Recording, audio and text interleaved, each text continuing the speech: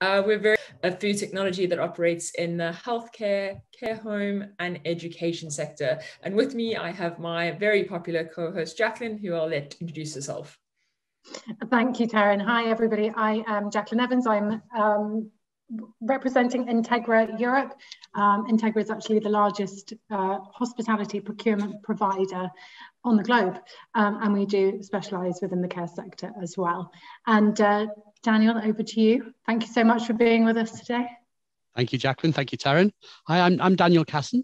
Until 3 years ago, I was head of business development at a care organisation, seeing digital take over what we did. And I thought, this is the space I want to be in full time.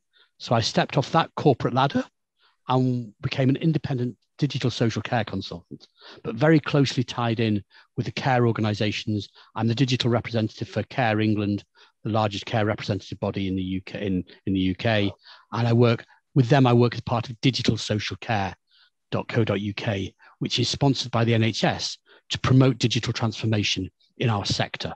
So really exciting times. And I'm sure we'll get into it later, but what we've seen over the past 18 months has meant that we've just jumped forward over the past year and a half, but by the equivalent of 5 to 6, 5 to 10. I've even heard 20 years. So we'll delve into that hopefully during the podcast, which is good news for all of us, really, because there's a lot there's a lot of potential in what we do.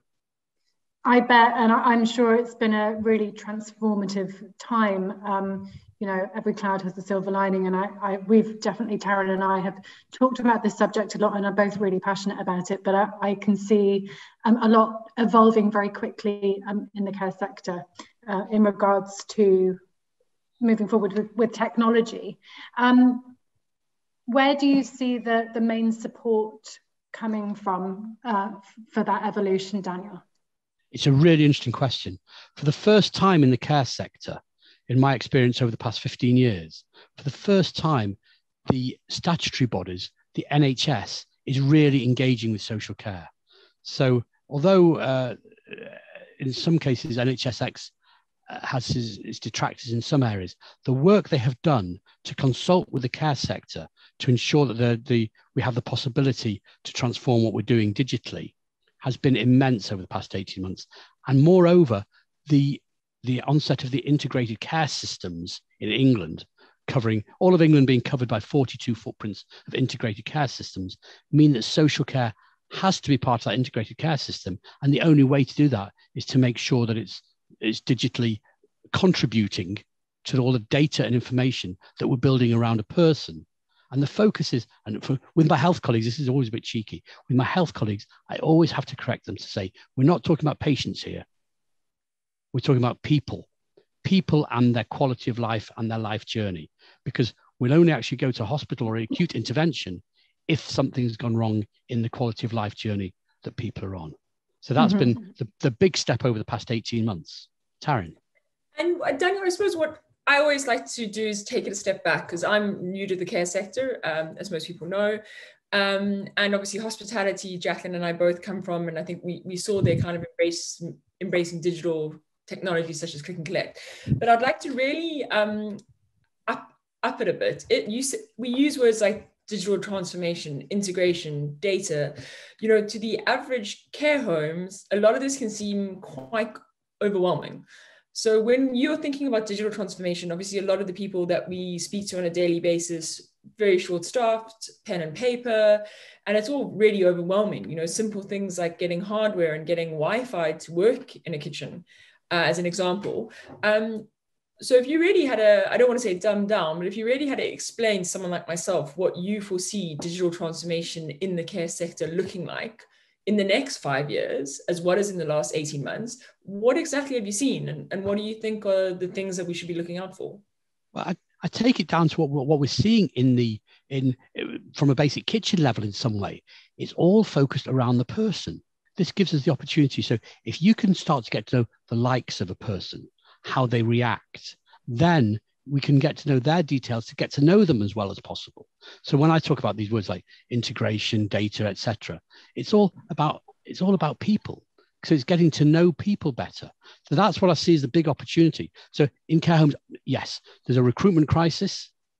There's a time and resource crisis because of the funding, and even the new funding settlement is not going to solve anything. We reckon there's another 1.8 billion a year coming into the sector, which isn't going to solve any of our issues.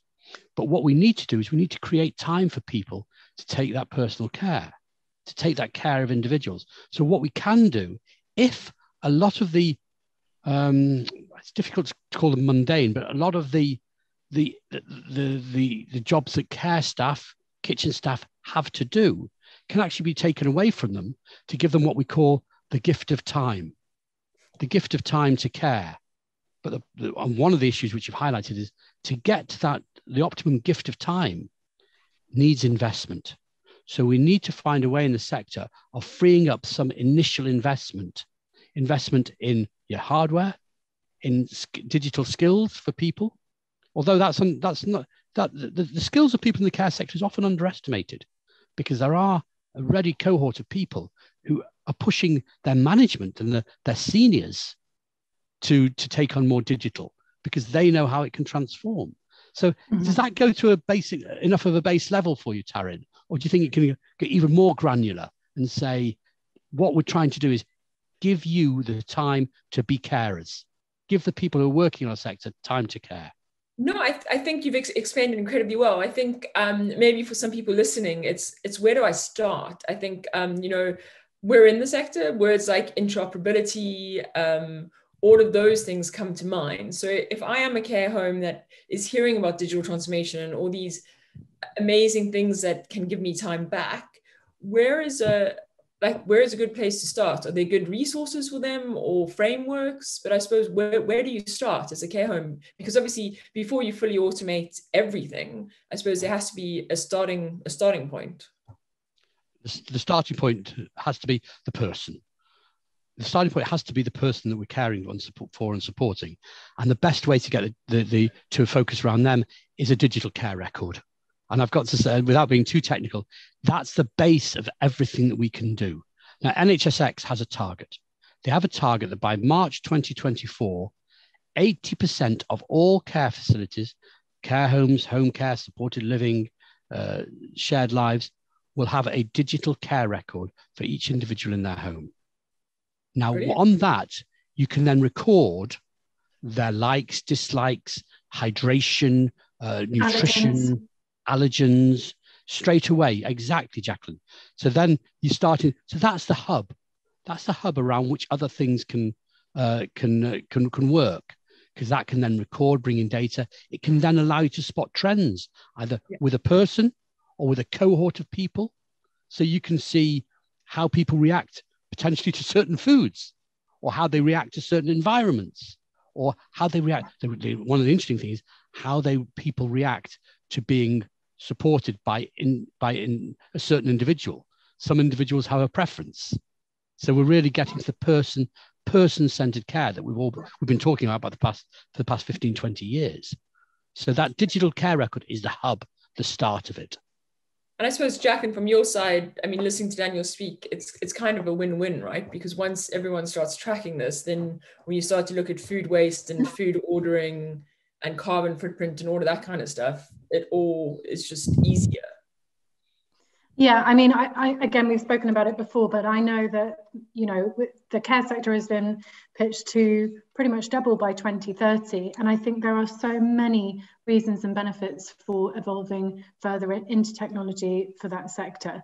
I hear sometimes, people don't have time to integrate, that there's a concern around time, and I get that. I think as a business operator, it will consolidate so much in one place. You can have a really great overview, you can manage things better. There's also resources to help you, people to help you manage all of that data better to actually become long-term more effective. So I think the short-term concern is time, but actually it's a long-term benefit in time management and being, more effective. And the other thing I hear is, and I'm sure you both do as well, the team aren't very technical, so it will be a struggle for them to be able to use all of those platforms. And I think one thing Taryn and I have discussed at length is, Those platforms like Foodle are created to be used. They are user friendly and there's training and assistance around that, but they're not if you can do an online order for, let's say, Tesco delivery, then you can certainly use an online procurement software platform. And what I do like about Cafoodle is the way it's open to actually integrating with other software that's out there as well. That's the most important thing, because there's lots of this software which can help, be it in any areas of a care home, of a home care situation. But if it's not working and integrating with other bits of software that can be used, it's going to be a dinosaur.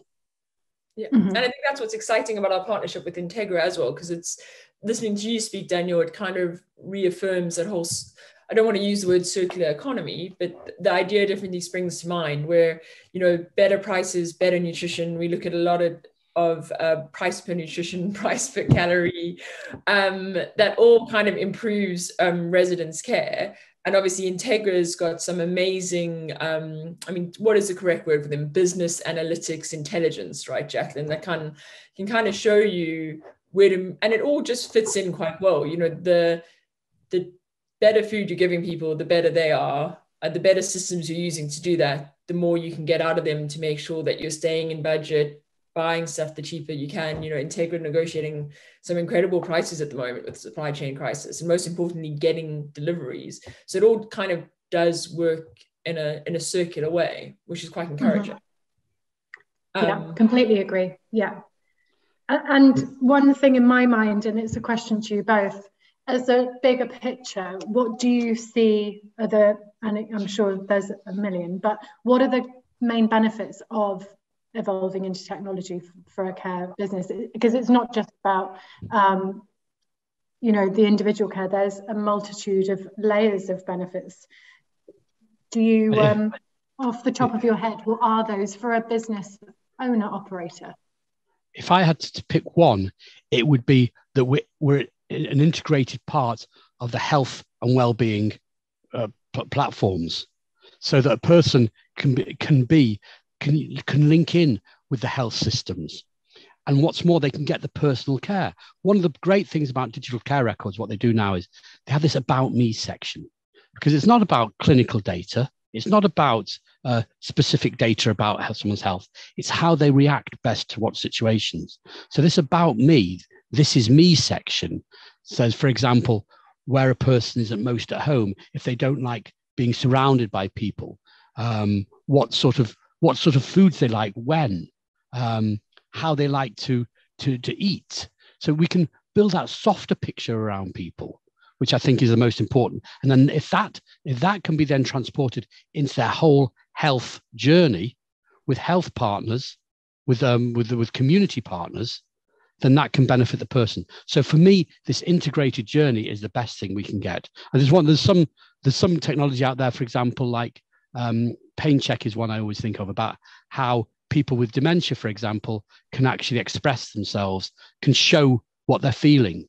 And there's a lot of technology, especially with, again, I don't want to get too highfalutin, Taryn, but with artificial intelligence, we can actually build up a picture of people and actually predict what their care should be. So that's the most exciting thing. Instead of reactive systems, we're actually moving. My aspiration, my dream is that we can predict the situations that people go in, and we can foresee them and therefore act to obviate any need for acute interventions. So we can do that with food, because food is such an important part of anyone's health and care journey. Their environment and their food. And environment, food, and housing are the three big things that would contribute to a person's quality of life. We don't just want people to live longer. We want people to live longer with a quality of life. And that includes people with learning disabilities, with mental health issues, with physical disabilities. If their voices can be heard and the care focused around them predictively, then we have a happier society for all of us, a happy community for all of us. That's quite a vision, really, isn't it? Yeah, it is quite a vision. And coming back, Jack, and coming back to your question about I think, and it kind of reiterates what Daniel said, is the transparency along the entire chain. I think the more it cannot hurt as a business owner to know more about what's happening in your business when it comes to budgets, the care for people.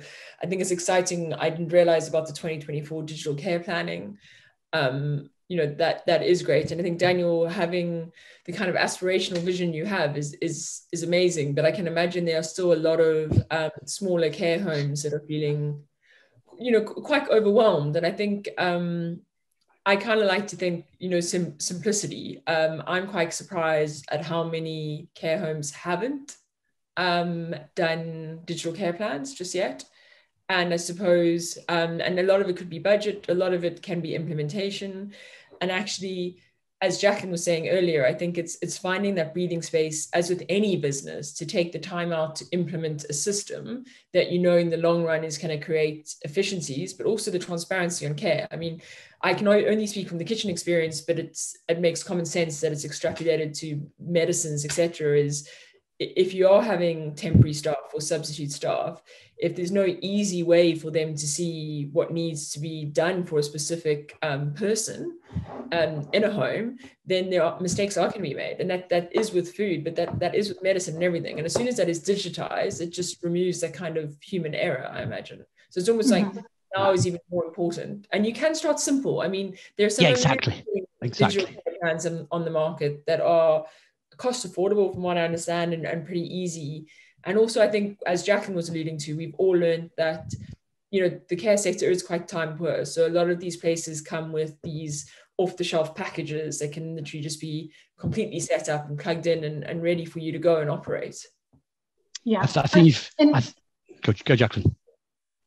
In my mind, as well, in terms of the benefits as a business, I think it will aid your staff retention, but also your staff development in new skills, new knowledge learned. It will make life easier for chefs. I imagine in a care business, being a chef is very challenging, and we do have a chef deficit in this country at the moment. If you've got lots of different allergens and diets to cater to, time and labour management for certain, dealing with things on paper rather than having everything consolidated digitally will of course take more time. Being able to report to your residents and your residents' families on data and statistics would definitely be a benefit.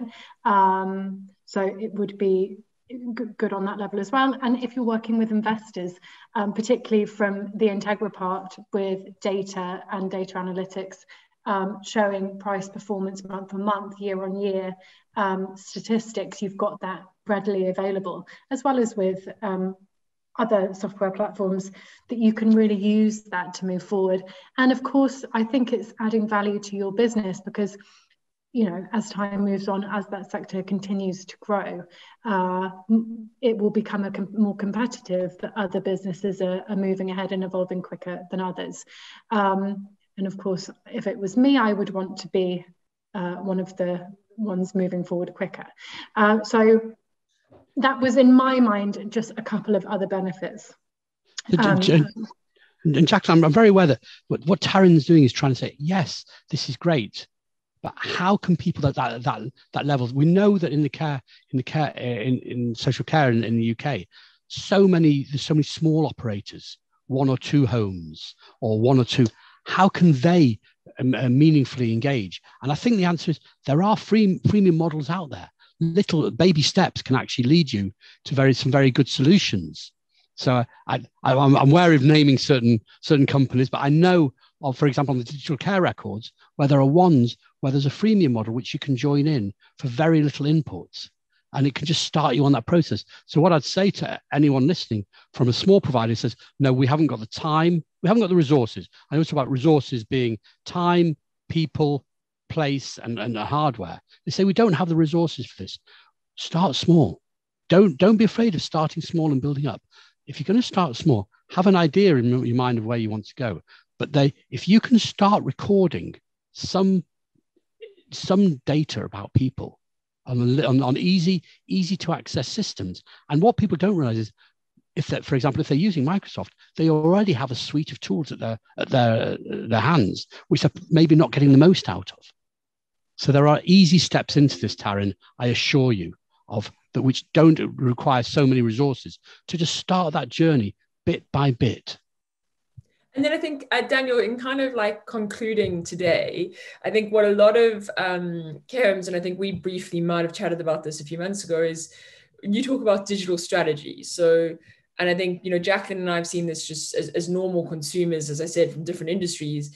A lot of different industries have jumped onto any tech that is out there to help them survive COVID. And do you think, when as a care home, when I'm looking at doing this, do I have to get support? Do I have to take the 3 hours out to design an actual digital strategy of where I want to go? Or can I just start slowly? Or is it good to kind of you obviously are very aspirational about what tech can do in care, but is it good to kind of have, we're a startup, right? So we always do the why. I suppose, is it really good to have an idea of why you want to bring in digital and what the main, I suppose, KPI, what are the key metrics? If you bring in digital, what do you expect?